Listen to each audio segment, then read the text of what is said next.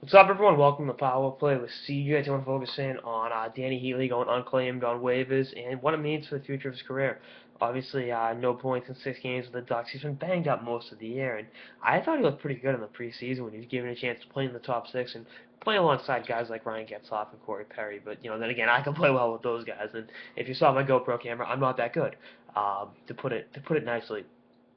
But I think he's going to go down there. He's got no points in 2 games in the AHL, but I think maybe he works on a few things down there. Maybe he comes back and he's able to contribute, whether it's in the Ducks or whoever, down the stretch in the NHL. But he was such an elite offensive player for so long, and he's still only 33. I mean, I know he's older, but it's not exactly dead. I mean, Marty St. Louis got to be 5 years older than him.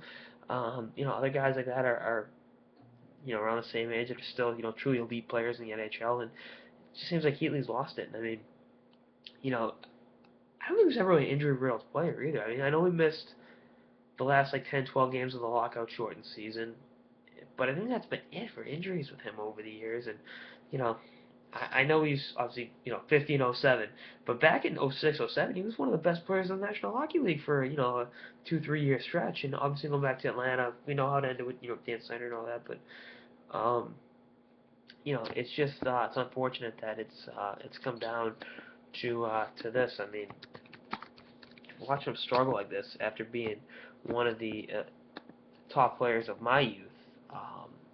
This is definitely kind of a wake up call. That maybe I'm getting a little older too.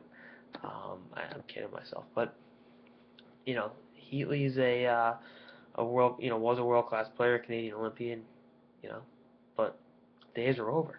And I think if he does well in the AHL, Anaheim will bring him back up. Maybe another team plays on re-entry waivers. I'm not exactly sure how those will work.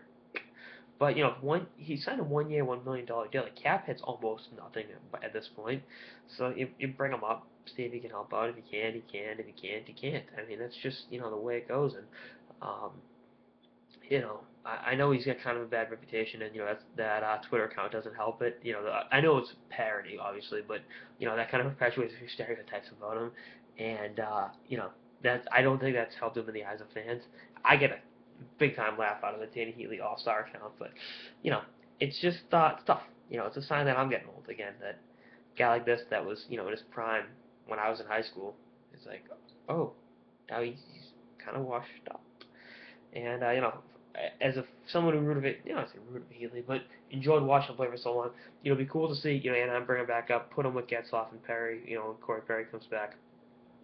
It's just weird because Anaheim's been banged up all year, and they're still the best team. They got the best record in the NHL, so we'll see what happens. Definitely an interesting situation to keep an eye on.